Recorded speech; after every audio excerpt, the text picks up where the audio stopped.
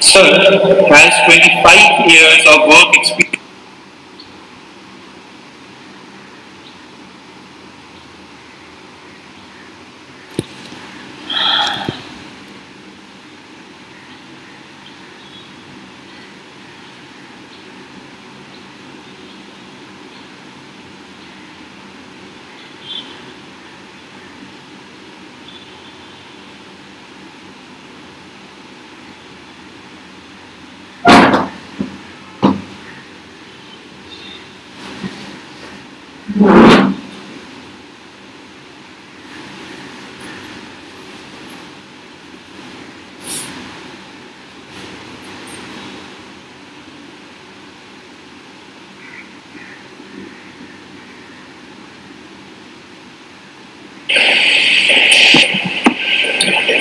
Okay, there you go.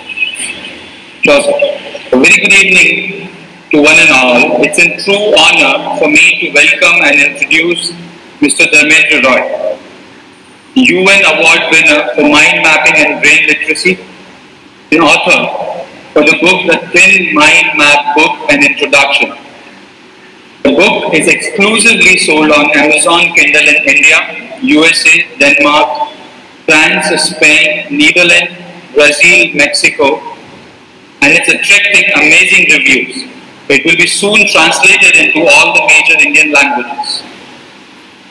Sir has 25 years of work experience in training, sales and marketing with companies like Xerox, Morgan Stanley, Alliance Capital and Cargill. He held the last position as National Sales Head for Benchmark Mutual Fund, considered to be the pioneer of mutual funds in India. Sir joined the elite list of extremely rare human beings in the history of planet Earth who have been a TEDx speaker not just once, but 5 times. It was an honor for him to speak at the platform that has had Shah Rukh Khan, Javed Akhtar, Anupam Kher, Richard Branson, Anurag Kashyap, Anthony Robbins. Wow. He is probably the most endorsed trainer in the world on LinkedIn with 25,000 endorsements. I congratulate you, sir, for the same. He was the speaker at the World HRD Congress 2012. He is one of the most connected people on the planet. He has touched 48,000, and I repeat, 48,000 direct connections on LinkedIn and 5,000 plus direct connections on Facebook. His cloud score is 73. For those who are not aware about cloud score, let me tell you, cloud measures the size of a user's social media network and correlates the activity and content posted to measure how other users interact with that content.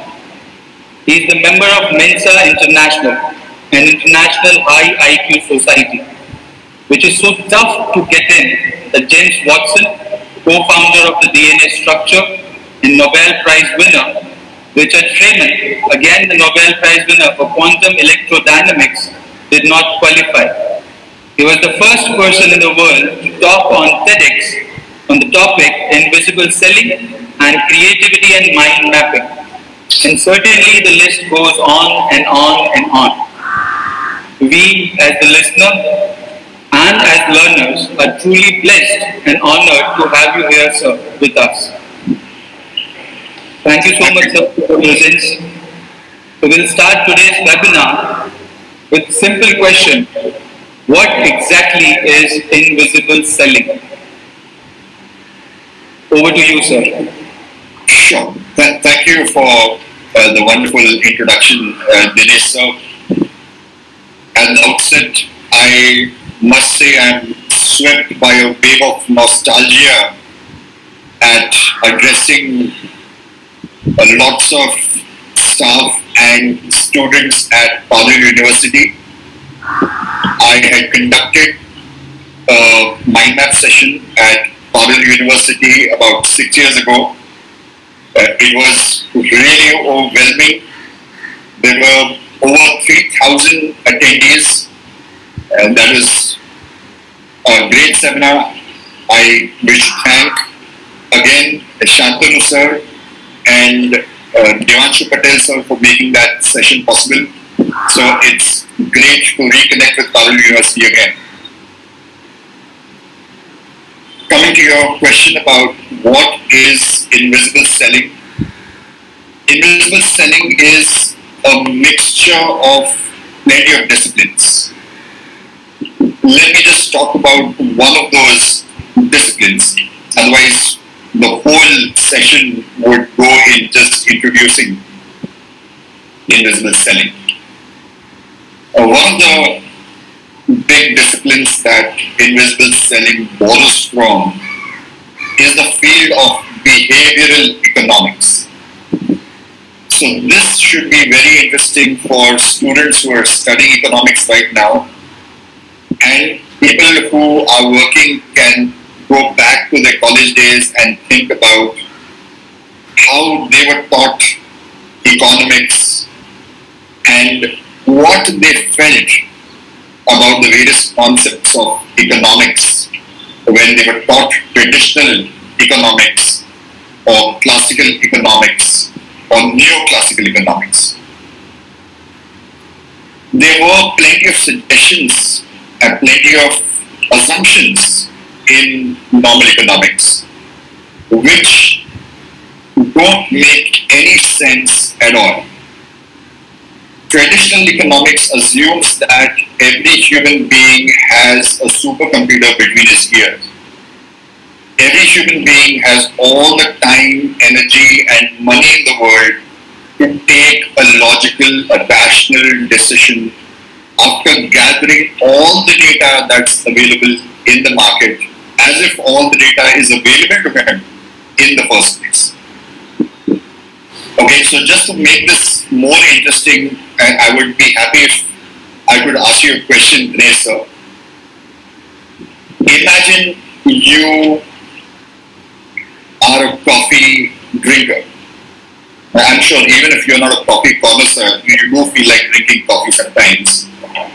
And you go to a supermarket to buy coffee. What is going to be your behavior once you enter the supermarket? So simply my behavior would be, I'll start looking for the range where coffee is being kept. Okay. And second behavior would be, if I'm entering the supermarket twice or thrice, so I will be aware about the range where the coffee is placed, and I'll directly go there and pick up the coffee I need. Okay, which brand are you likely to purchase, or how do you decide which brand you're going to buy? So usually, first of all, I'm not an extensive coffee drinker though, but before I go to buy a pack of coffee, this exact scenario happens to me a week before. So I contacted few of my friends who suggest me a good coffee brand to try on, and they have come up, they have given me few suggestions and I've gone for the suggestions, yes. Okay, just give me an estimate. Don't think about this too much, but just give me an estimate as to how many coffee brands did they talk about. Sorry sir, can you please repeat the question if you don't mind? Yeah, so this need not be a very accurate answer, but whatever is at the top of your mind, you can just answer that. How many brands of coffee did your friends tell you about? The 5. 5 brands, okay. Now, traditional economics assumes that each person buying something like coffee is going to analyze each and every coffee brand in the market, is going to prepare something like an Excel sheet and is going to jot down all the attributes of each and every brand of coffee, its smell, its contents, the origin of the contents, and how much pleasure the contents are going to give him. And after that, he's going to look at the price of each and every brand and come to a decision as to which coffee brand gives him the maximum pleasure per paise spent. Now, I don't know about you, but I have never ever met a single person in the world who does this kind of calculation, even when he's spending multiples of crores of rupees. What do you have to see that? And what do you think traditional economics tells us when they tell us about how people normally take decisions? So I'm just surprised, first of all, because I have never thought of making calculations in Excel sheet about which coffee to go for. It was just a phone call and he suggested me 5 brands of coffee and I chose 2 out of them, and if I don't like it, I'll go for the another one, that's it. Yeah, absolutely. So that is how people actually take decisions. And that's because people have limited brains. They don't have the time, energy and money to do a lot of analysis. So time, energy and money to... Okay, I'm sorry, I don't know that. So, can you hear me? Yes, sir, completely fine. Yeah. So, they're just going to go in, at least you did some amount of research. If you ask around, talk to your friends, talk to your colleagues, most people will not even do that much amount of research. They just go into a store, they'll pick up their favorite brand, or they will pick up a brand which has been endorsed by Deepika Padukone, or they'll buy the first brand that comes their way that looks good, or if there's a promotion going on and somebody's offering a free coffee sachet or a few samples of coffee, just gonna pick up that and move on. Because most people don't have the time to devote more than a couple of minutes to making the choice about which coffee brand they're gonna buy. And that's exactly the way how most decisions are made. So, most decisions are made by human beings in a totally counterintuitive way.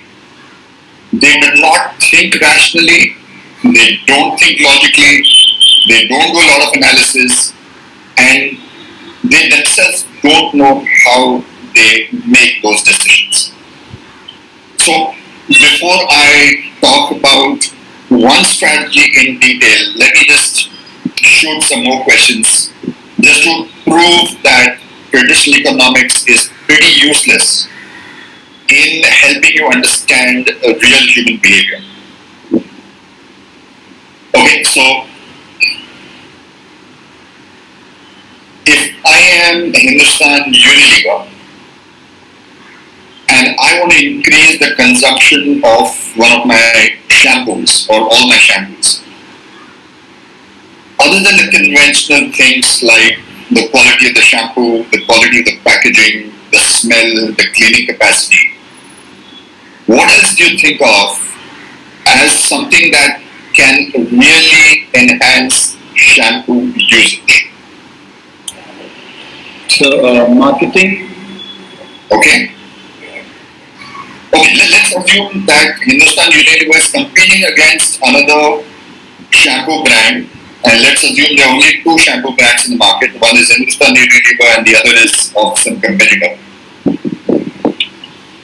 Both of them are equally popular brands, both of them are marketed equally well. So what's the differentiating factor? The pricing, Okay. the quantity, or sometimes the discount or the sale.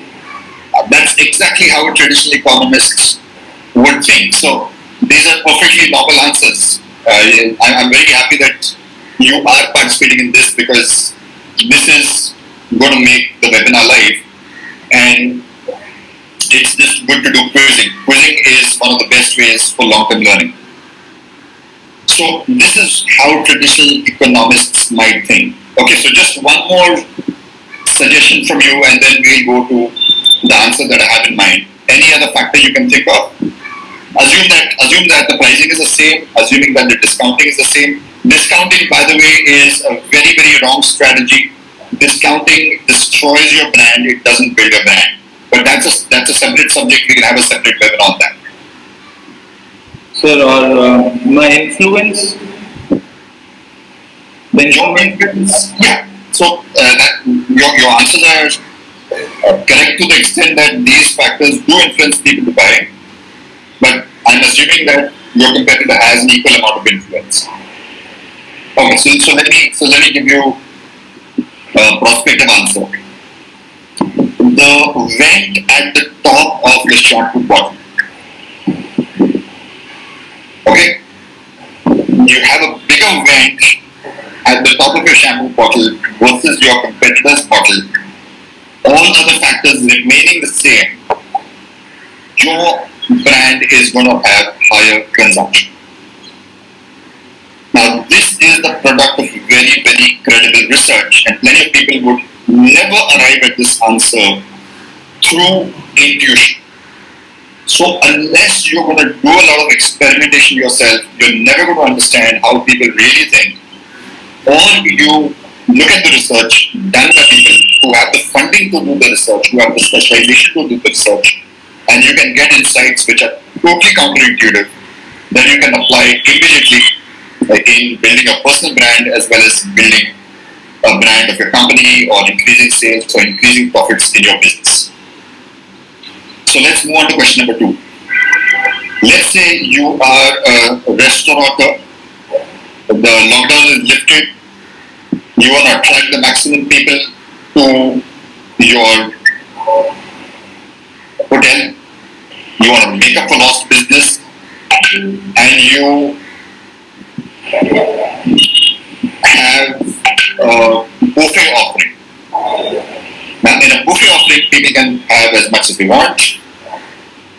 You are offering a buffet, telling people that for 1,000 rupees they can eat as much as they want, unlimited, veg and non-veg. Now, that is a great offer for a customer, but it's a pretty difficult offer from your side because if you're offering unlimited food, how much profit are you going to make? So you want people to eat lesser food, but then you can't tell them to eat less food because you're offering the buffet. So can you think of any strategy? So continued supply of water. Okay, that's a fantastic strategy.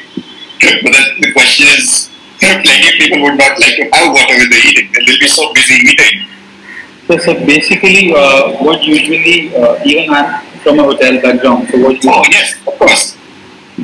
So what usually we used to do or we used to observe, the refilling of water glasses or the soda glasses again and again, putting item in a menu which are more towards filling your stomach fast, rather than to put the different variations simultaneously. If I want people to eat less, so I'll offer them more towards the first few courses of the menu, which could be the starters, and I'll try to fill up the starters and then let them move to the another course.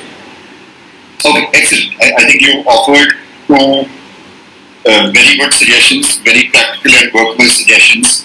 I hope none of your clients are listening to the webinar. No, sir.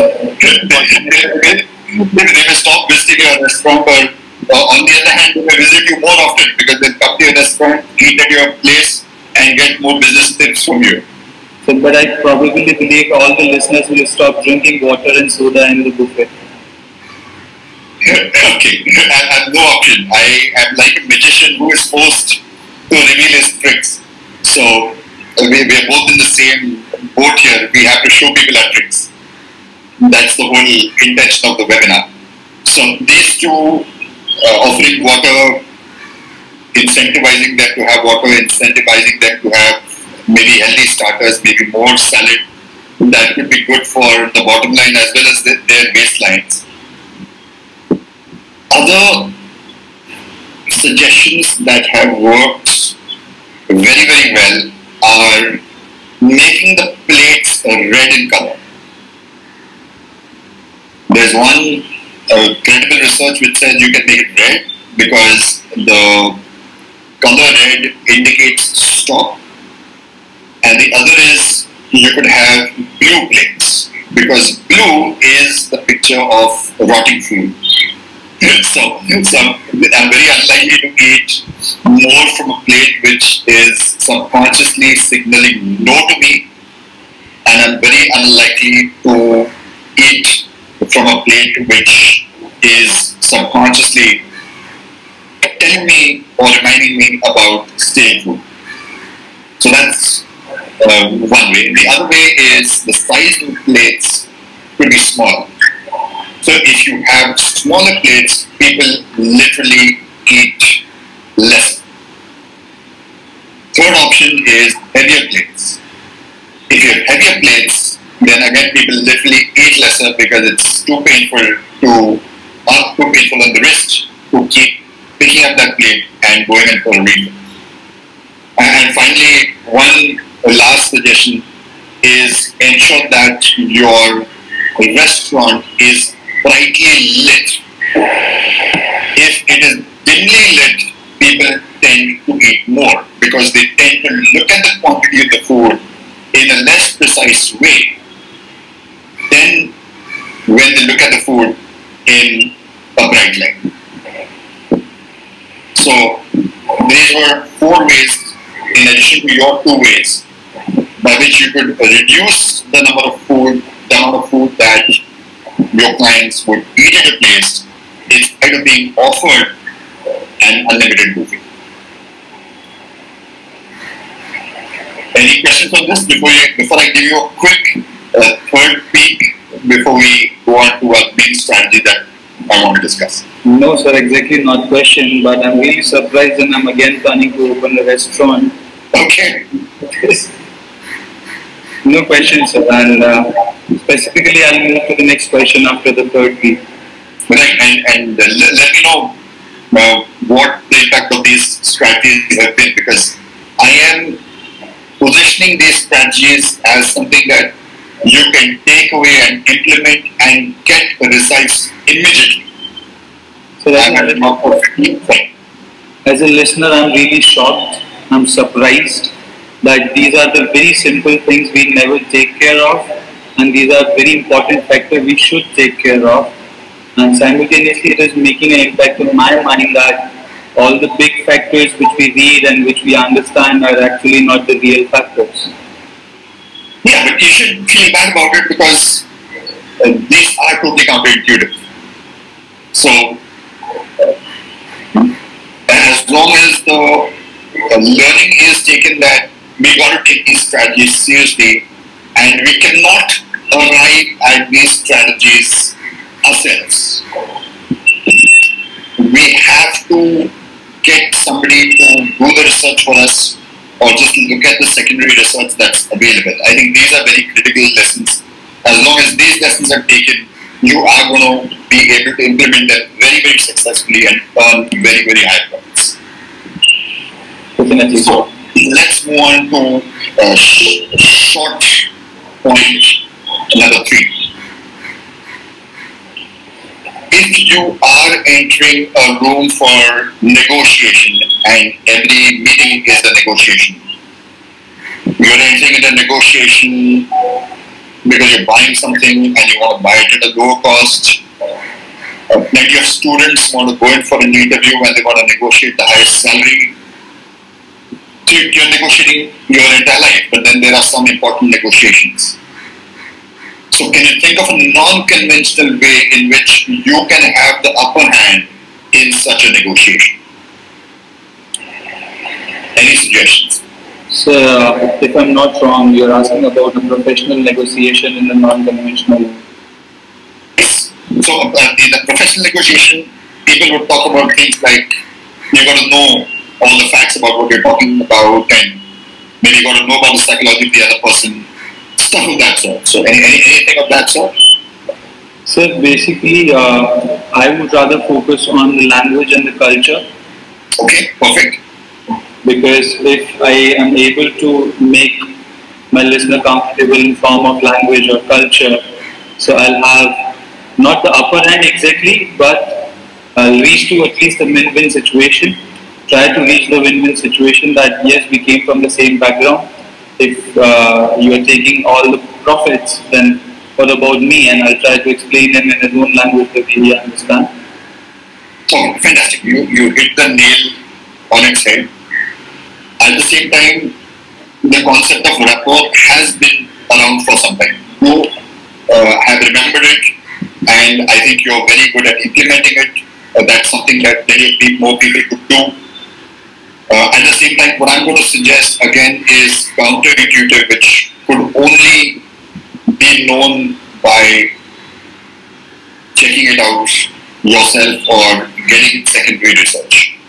And that is wearing a pink shirt literally makes the other party less aggressive and more likely for you to come back with a negotiation in your favor. Okay, it's totally counterintuitive.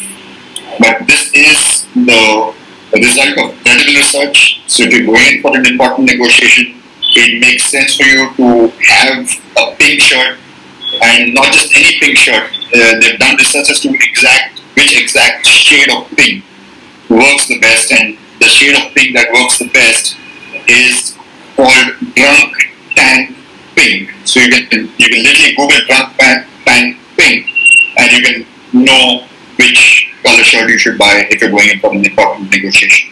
In fact, there is a behavioral economist called Adam Atler who has written a book called Drunk Tank Pink on this strategy and various other strategies. So I'm shocked and surprised again the third time. And this will take me to the next question, and I humbly request you to kindly show some specific invisible selling strategies with all the listeners and the learners. Yeah, so my focus has always been on talking about a strategy in some depth so that when people go through the webinar or go through my book or blog or YouTube videos, they come to know enough about the strategy to go out and implement it. Right? There are plenty of people writing books, plenty of webinars happening, plenty of seminars happen and will happen when code is lifted, where there is such a lot of talk which is full of fluff. Some strategies are mentioned, but there is nothing definite. Many of people attend these seminars, they tend to like the seminars because the speaker is smart, because there's some nice music, because the food is great, there's some shoulder massages. All that happens, so people feel very good during the session. But when they do a cold-blooded analysis of the session after it's over, they're left with very few specifics that they can put into practice immediately. So that's why I'm going to talk about one particular strategy. We won't have time for more strategies than that. I have spoken about this strategy in my book, the Invisible Selling book. The best way to get hold of this book is on Amazon. You can read it for free on Amazon Kindle.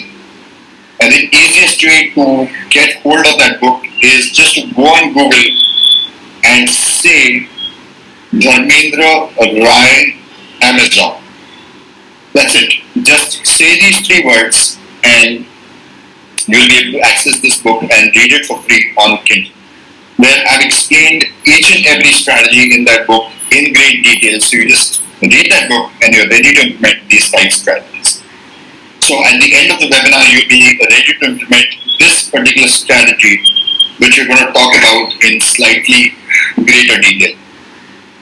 It's called, or better than that, let me start with an example, because if I tell you what it's called, it's a bit of a giveaway.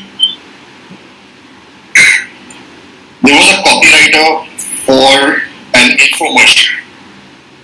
I'm sure all of us have seen infomercials. They are these late night commercials where each commercial seems to go on and on forever. there is normally some person using a product and he's extremely frustrated with it, and suddenly he starts using a new product and his life changes. He tells his neighbors about it. Many of these ads in India have foreigners in them, and the ads are dubbed in Hindi, so they look really silly, they're laughable. And they end their ads by saying a special discount is available if you book within the next 24 hours. You're going to call on this number. So there's a very famous brand called Nautilus. They were doing infomercials and they wanted to enhance their sales, and they were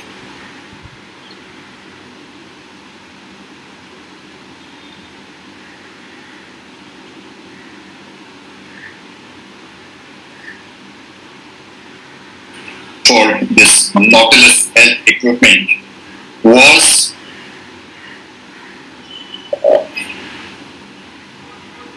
operators are waiting, please call now. Okay, is that clear? This is the line. Operators are waiting, please call now. Did you get that line? Yes, sir. Yeah. Okay. So now there's a lady called Colleen Zort, and she suggests, let's change this line. Operators are busy. Operators are waiting. Please call now. Let's change that to, if operators are busy, please call later. Okay, I'm just going to repeat that one more time.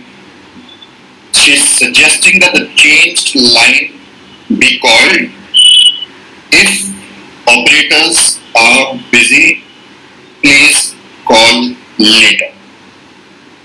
Okay. Now, Dinesh Sir, again I'm going to put you in a spot. I'm going to do a role play where I'm asking you to be the chief executive of Nautilus. Okay? Like, you're the chief executive of Nautilus. I am the chief marketing and sales head of Nautilus. And I'm coming to you and saying, this is what is the suggested new line. What's going to be your reaction? Can I use the word rubbish? Yeah, absolutely. You're free to drop the F-bomb also. I want this to be real life webinar. So students are listening. It's not for nursery kids. No, sir. This would be, on the first go, this would be considered as a rubbish suggestion, because directly I cannot relate how it's going to change the amount of calls I'm going to receive. Oh, I thought you would say, it's obvious to me that the calls should drop, right? Because that's probably how you would feel. If you saw such an ad, you would say, oh my gosh, this company is so arrogant. They are telling me to call in to buy their product, and first of all, they are projecting as if they don't have enough telephone lines by giving me the suggestion that our operators could be busy and I may not pick up a call. So it's completely altogether a different perspective, a negative perspective from you on the screen. Yeah, no, I'm sure maybe for the people who feel this way. That's number one. Okay, number two is, not only that, you're also telling me that if you call me and my phone is busy, I don't have a system to capture your call, like a voicemail or like a number tracker, where I will be able to then call you back. I'm telling you, as if I don't give a damn about your convenience, that if my operators are busy, you call back. I'm not going to call you back. Okay, does that sound like two insights in one statement? Yes, sir. Okay. But this change worked phenomenally. Okay, it broke sales records. Totally counterintuitive, right? Yes, sir. Surprised the fourth time. So what happens in most people's brains when they hear this line, if operators